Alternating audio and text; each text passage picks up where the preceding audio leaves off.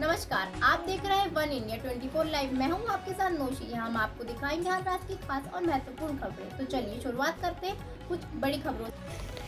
खबर गोंडा से, जहां गोंडा जिले के एक दिवसीय दौरे पर पहुंचे प्रभारी मंत्री दारा सिंह चौहान का गोंडा में डीएम, सीडी और एसपी ने बुके देकर स्वागत किया। आपातकाल के 50 वर्ष पूरे होने पर जिला प्रशासन द्वारा प्रदर्शनी का आयोजन किया गया, जहां प्रदर्शनी का उद्घाटन यूपी के कारागार कैबिनेट मंत्री दारा सिंह चौहान ने किया। वहीं टाउन हॉल में आयोजित आपातकाल पर संगोष्ठी कार्यक्रम में शामिल होकर वृक्षारोपण किया गया। वहीं मीडिया से बात करते हुए उन्होंने बताया कि आप जानते हैं जब इस लोकतंत्र को खत्म करने के लिए किस तरीके से हृदय के लोग हैं। आपातकाल के समय पूरे देश में हड़कंप मचा हुआ था। उसके 50 साल बाद भी आज कांग्रेस कभी माफी मांगने को तैयार नहीं हुई। आज स्वतंत्रता संग्राम सेनानी उसके बाद गवाह कि आपातकाल के समय उनको कितने दिनों तक जेलों के अंदर रहना पड़ा था, क्या उनको कठिनाई हुई थी, लेकिन कांग्रेस आज तक इस बात को स्वीकार नहीं कर पाई है।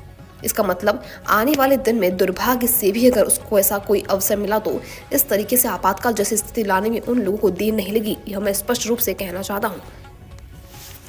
से पूरे देश के नौजवान को परिचित कराया जाए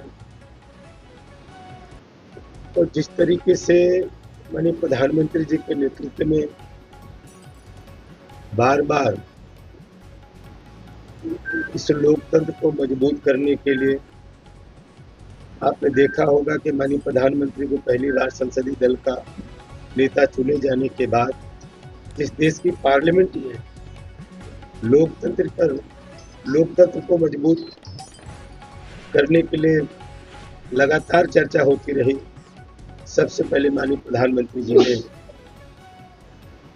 उस पार्लियामेंट के दरवाजे पर, उसकी सीढ़ी पर माथा टेक करके उन्होंने आशीर्वाद लिया और कहा जिस तरीके से देश की जनता ने इस देश में मजबूत लोकतांत्रिक तरीके से मजबूत सरकार बनाने का जो संकल्प लिया, ये देश गरीबों को समर्पित है। जिस तरीके से उत्तर प्रदेश में माननीय मुख्यमंत्री आदरणीय योगी आदित्यनाथ जी के नेतृत्व में इस प्रदेश में भय भ्रष्टाचार को समाप्त करने का जो प्रयास करके मजबूत लोकतंत्र स्थापित करने का प्रयास किया। आप जानते होंगे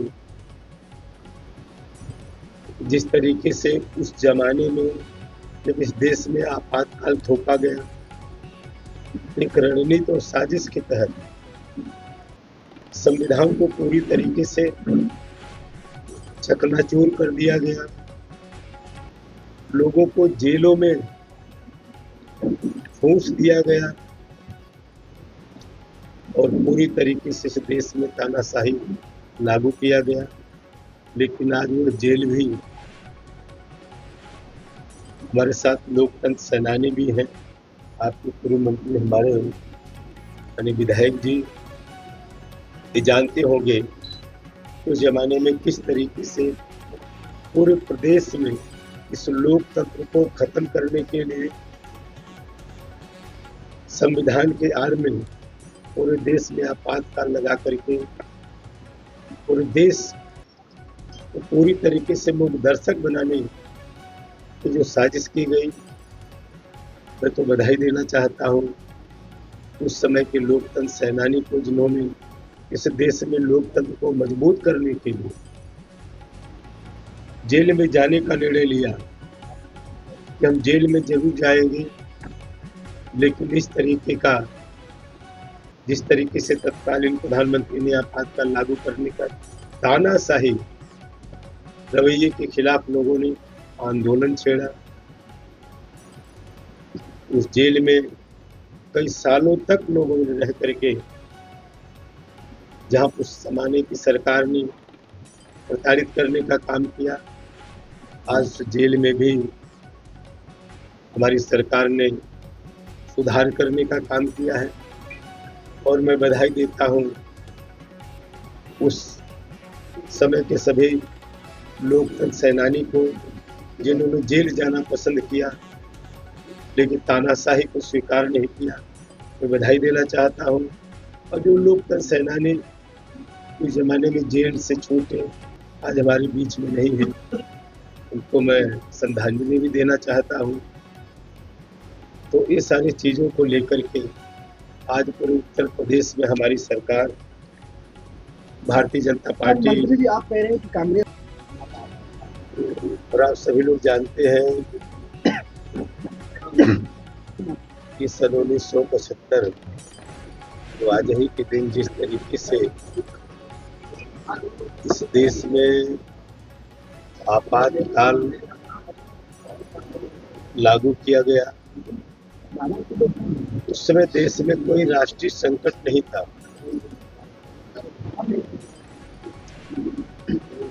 बल्कि उस समय तत्कालीन प्रधानमंत्री इंदिरा गांधी जी ने अपनी सरकार को बचाने के लिए आपातकाल लागू करने की सबसे बड़ी साजिश और रणनीति थी। आप सभी लोग जानते हैं कि सन 1971 में पूर्ण बहुमत के कांग्रेस आने के बाद भी जिस तरीके से देश में अराजकता का माहौल था, जिस तरीके से चुनाव में धांधली और भ्रष्टाचार देश के सामने, प्रेस के सामने आया, उस समय विपक्ष के नेता राजनारायण जी ने इस चुनावी धांधली और भ्रष्टाचार को हाई कोर्ट में चुनौती देने के बाद जिस तरीके से हाई कोर्ट ने आदेश दिया कि श्रीमती इंदिरा गांधी जी अगले 6 वर्ष तक किसी भी जिम्मेदारी दायित्व पे नहीं रह सकते, इसको लेके आनंद फानंद में उस बिना मंत्रिमंडल को विश्वास में लिए तत्कालीन राष्ट्रपति फखरुद्दीन अली अहमद से रात में पूरे देश में आपातकाल लागू कर दिया गया, जिसको लेके पूरे देश में कोलाहल का माहौल था। जिस तरीके से पूरे देश में पूरे लोकतंत्र को पंगु बना दिया गया, चाहे व्यवस्था हो, कार्यपालिका, न्यायपालिका, पत्रकारिता में जिस तरीके से उनके कार्यालयों में ताला लगा दिया गया, उनकी जुबान पे ताला लगा दिया गया, तो इस सारे सवाल को लेकर के यह जो त्रासदी के 50 साल पूरे हो रहे हैं, हम आपके माध्यम से देश की जनता और नौजवान को जागरूक करना चाहते हैं कि आने वाले दिन में इसकी पुनरावृत्ति न हो। जिस तरीके से पिछले 11 सालों में बड़ी प्रधानमंत्री आदरणीय नरेंद्र मोदी जी के नेतृत्व में इस देश का लोकतंत्र मजबूत हुआ है। बड़े प्रधानमंत्री जी ने ये सिद्ध कर दिया कि मजबूत लोकतंत्र का मतलब तानाशाही नहीं। जिस तरीके से माननीय प्रधानमंत्री जी के नेतृत्व में 2014 से ही इस देश में पूर्ण बहुमत की सरकार बनने लगी, एनडीए की सरकार बनने लगी, उन्होंने सिद्ध किया कि मजबूत लोकतंत्र की पहचान है और मजबूत लोकतंत्र का मतलब तानाशाही नहीं होता है। जिस तरीके से माननीय प्रधानमंत्री जी ने इस देश में एक संदेश दिया, जो संविधान है ये हमारा आईना है, जिस संविधान के आधार पर हम लोकतंत्र को मजबूत करने का काम करते हैं, लोकतंत्र को स्वस्थ बनाए रखने का प्रयास करते हैं। तत्कालीन सरकार, तत्कालीन प्रधानमंत्री श्रीमती इंदिरा गांधी जी ने उसी संविधान के आड़ में पूरी तरीके से लोकतंत्र को चकनाचूर और बर्बाद करने का काम किया है, जिसको लेकर आज प्रेस के माध्यम से हम आपके सामने अपनी बात को रख रहे हैं। जिस तरीके से माननीय प्रधानमंत्री जी के नेतृत्व पिछले 11 सालों में लोकतंत्र को मजबूत करने के लिए, सारी व्यवस्था को पारदर्शी बनाए रखने के लिए जो प्रयास किया, जिस तरीके से आरटीआई जैसे कानून हमने लाने का काम किया, जिस तरीके से डीबीटी ला करके इस देश में तमाम ऐसे वंचित लोगों को इस व्यवस्था के केंद्र बिंदु में लाने का हमारी सरकार ने प्रयास किया है, उससे हम चाहते हैं आपके माध्यम से पूरे देश के नौजवान को परिचित कराया जाए। और जिस तरीके से माननीय प्रधानमंत्री जी के नेतृत्व में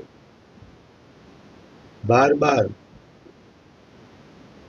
इस लोकतंत्र को मजबूत करने के लिए आपने देखा होगा कि माननीय प्रधानमंत्री को पहली बार संसदीय दल का नेता चुने जाने के बाद जिस देश की पार्लियामेंट में लोकतंत्र को मजबूत करने के लिए लगातार चर्चा होती रही, सबसे पहले माननीय प्रधानमंत्री जी ने उस पार्लियामेंट के दरवाजे पर, उसकी सीढ़ी पर माथा टेक करके उन्होंने आशीर्वाद लिया और कहा, जिस तरीके से पूरे देश में भारतीय जनता पार्टी के लोग आपातकाल लगा देते हैं जहाँ चाहते हैं। दुर्भाग्य है कि जिसकी चर्चा पूरे देश में आप जाते हैं, उस जमाने में जब आपातकाल लागू किया गया था, पूरे देश में छात्र आंदोलन भी बड़े पैमाने पर शुरू हुआ था, जिसकी अगुवाई उस जमाने में जॉर्ज फर्नांडिस जैसे तमाम नेताओं ने किया था। गुजरात में भी छात्र आंदोलन बड़े पैमाने पर हुआ, बिहार में भी छात्र आंदोलन बड़े पैमाने पर हुआ और सत्ता बदलने तक उत्तर प्रदेश सहित पूरे देश में आंदोलन ने का रूप लिया और सत्ता परिवर्तन करके ही दम लिया।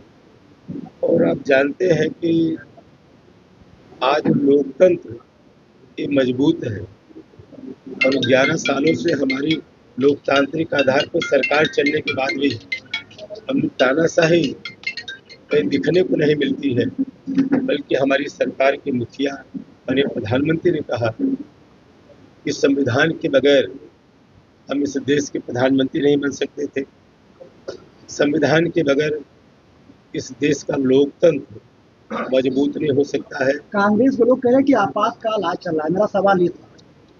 आप जानते हैं कि लोकतंत्र में जब इस लोकतंत्र को खत्म करने के लिए तो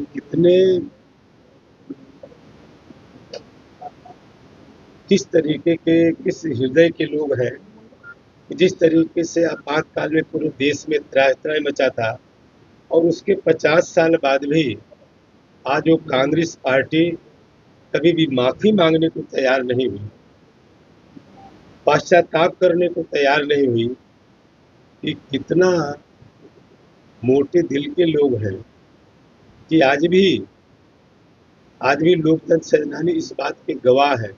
जिस तरीके से 17 कितने महीनों सालों तक लोगों को जेल में और प्रेस में हम लोग, हो सकता है आप उसके गवाह न रहे हों, लेकिन तमाम प्रेस के लोग हैं जिस पर पूरी तरीके से प्रेस पर पाबंदी लगा गया था, तालाबंदी कर दिया गया था, लेकिन आज तक कांग्रेस इस बात को स्वीकार नहीं कर पाई, माफ़ी नहीं कभी मांगी। इसका मतलब कि आने वाले दिन में अगर दुर्भाग्य से भी उनको अगर कभी ऐसा अवसर मिला तो फिर इस तरीके के आपातकाल जैसे स्थिति लाने में उन्हें देर नहीं लगेगी, या मैं स्पष्ट रूप से कहना क्या यह माना जाए कि लोकतंत्र के ये लोग दुश्मन हैं जिनको आप कह रहे हैं कांग्रेस?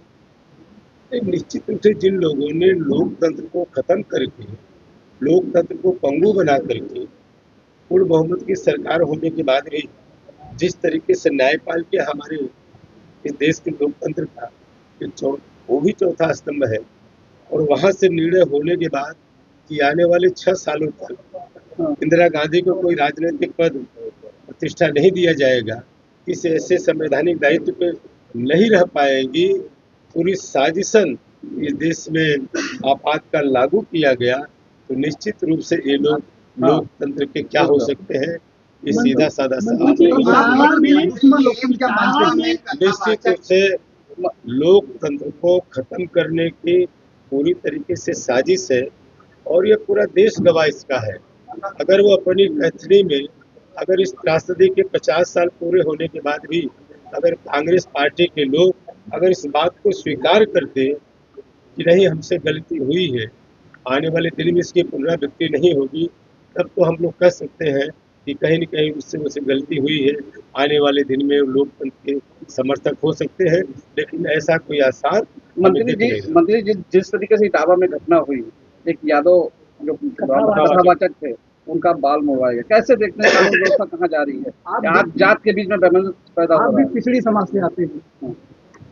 नहीं, देखिए हमारी सरकार में किसी जात की बुनियाद पर नहीं, किसी धर्म के बुनियाद पर नहीं, किसी मजहब के आधार पे नहीं, बल्कि जो भी इस देश में बेबस लाचार हो, प्रदेश में बेबस लाचार हो, उन्हें न्याय मिले। और ऐसे लोग जो इस प्रदेश और देश में इस तरीके का घिनौना अपराध किसी के आड़ में करते हैं, ऐसे लोगों को कदापि भी हमारी सरकार माफ नहीं करेगी, ये मैं आपको विश्वास दिलाना चाहता हूँ। मंत्री जी आप कारागार मंत्री हैं, बस्ती में यहाँ का कैदी था और आज उसकी मौत हुई है। उसने आरोप भी लगाया था कि उसकी हत्या हो जाएगी, आज उसकी संदिग्ध मौत है जेल में। भूमाफिया विजय समस्ती गोंडा का रहने वाला था। देखिए सबके जेलों में जब लोकतंत्र सेनानी को जबरदस्ती ठूस दिया जाता था, उनको प्रताड़ित किया जाता था, आज के उस जेल में लोगों को सुधार का काम किया जा रहा है। और जिस जेल में ऐसे तमाम लोग आते हैं, आप लोग भी जानते हैं, बराबर उनको इलाज दिया जाता है, उनको बचाने का भी प्रयास किया जाता है। अगर डॉक्टर के बोर्ड ने राय दिया तो हॉस्पिटल जेल के बाहर भी उनको इलाज किया जाता है। इसके बाद भी तमाम ऐसे स्वाभाविक मौत होती रहती हैं, जेल के बाहर भी, जेल के अंदर भी। उसकी बाकायदा न्यायिक हम जांच भी कराते हैं, प्रशासनिक जांच होती है। अगर उसमें कोई दोषी पाया जाता है तो उसके खिलाफ सख्त से सख्त एक्शन।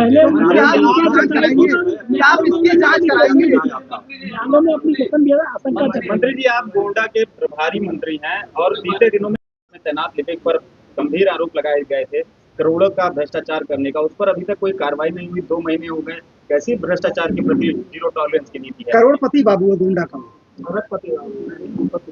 निश्चित रूप से माननीय योगी आदित्यनाथ जी के नेतृत्व में जीरो टॉलरेंस पे हमारी सरकार काम कर रही है। ऐसे तमाम भ्रष्टाचारियों को आपने देखा कि जेल के सलाखों में भी डाला गया है। उसका एक प्रोसेस है, उसकी जांच में अगर दोषी पाया जाएगा तो किसी उस बाबू को भी बख्शा नहीं जाएगा।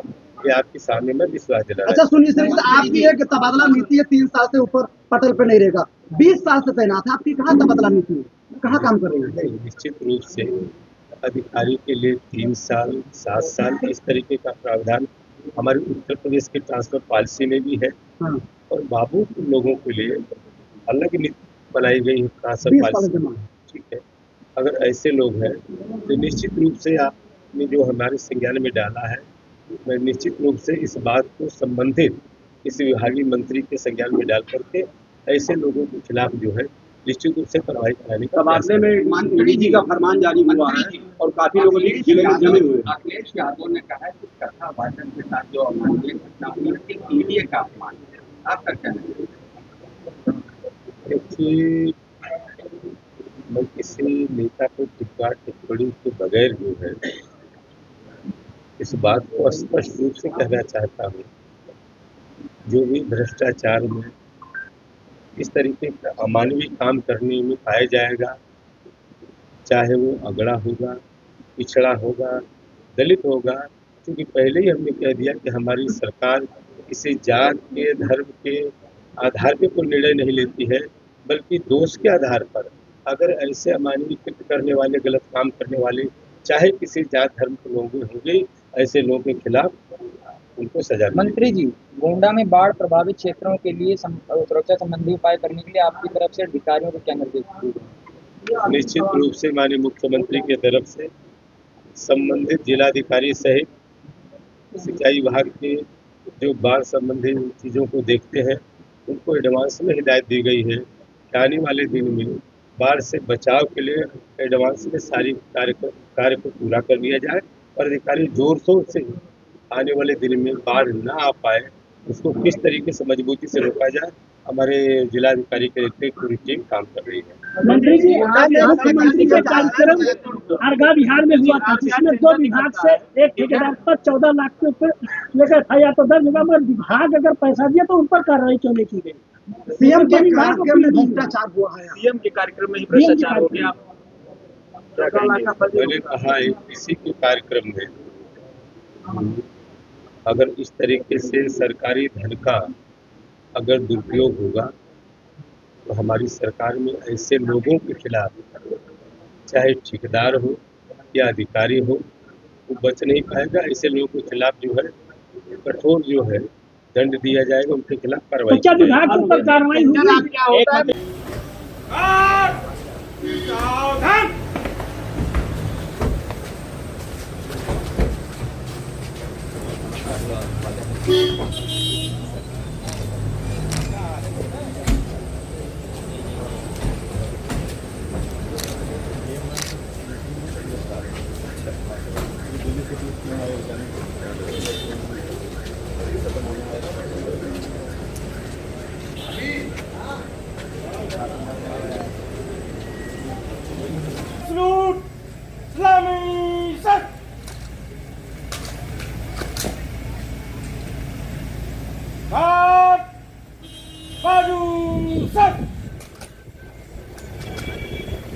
श्रीमान जी जांच निरीक्षण को तैयार है।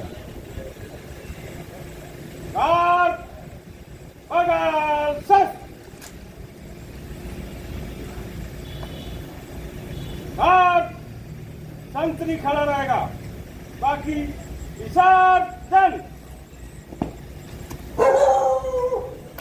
क्या कहेंगे इस पे? दिल पे हाथ रख के पूछिए, मैंने हमारी सरकार आने के बाद और उसके पहले भी जिस तरीके से पूरे देश में एक्सप्रेस वे NH का जाल बिछा हुआ है, जिस तरीके से उत्तर प्रदेश में जिस क्वालिटी की तरफ से अच्छी क्वालिटी के हिसाब से सड़कों का निर्माण हुआ है, निश्चित रूप से कह सकते हैं पूरी पारदर्शी तरीके से हम सड़कों का निर्माण कर रहे हैं। सड़कों का प्रदेश में जाल बिछ रहा है। हो सकता है अगर इस तरीके की कोई सड़कें अगर आपको लगती है कि अगर गड्ढा मुक्त नहीं हो पाया है तो निश्चित रूप से जिलाधिकारी के संज्ञान में डाल करके गड्ढा नहीं, लेंस लेके घूम रहे कमीशन के चक्कर में 11 बार टेंडर कैंसिल कराया गया। उस सड़क का 20 किलोमीटर सड़क है, 20 साल से बाबागंज मार्केट। टेंडर की अपनी प्रक्रिया है। अगर टेंडर को प्रक्रिया करने में अगर किसी प्रकार का अगर उनका भाव रहा है तो इस बात को जो आपने बताया है तो निश्चित रूप से आज ही DM की संज्ञान में डाल करके तो निश्चित रूप से उस प्रक्रिया को पूरा कराएंगे और गड्ढा मुक्त भी कराने का काम। एक आखिरी सवाल मंत्री जी, आपातकाल के तमाम आपका नाम बता देना। एक आपने बताया युवाओं को सजग रहने की बात की, तो क्या इस दिन को क्या आपको नहीं लगता आप सरकार में है तो ब्लैक डे घोषित किया जाए? आप सरकार में है, ब्लैक डे क्यों नहीं घोषित किया जाता आपके द्वारा? इतने काले अध्याय अगर इसके जुड़े हैं आज के दिन से, तो क्यों नहीं ब्लैक डे घोषित कर रहे हैं? पूरा देश जो है तो पूरे देश का नौजवान, जो स्थापना न्यायपालिका के लोग जो तत्काल त्रासदी को झेले हैं, उनके मन में वही तस्वीर है जो आप कह रहे हैं। लेकिन निश्चित रूप से हमारी सरकार इस स्वस्थ लोकतंत्र को बनाए रखने के लिए, पारदर्शी व्यवस्था को बनाए रखने के लिए, उस व्यवस्था में जिस लोगों को वंचित करने की साजिश की गई, आज उनको व्यवस्था के केंद्र में ला करके सुस्त लोकतंत्र बनाए रखने का हमने संदेश दिया और प्रयास किया।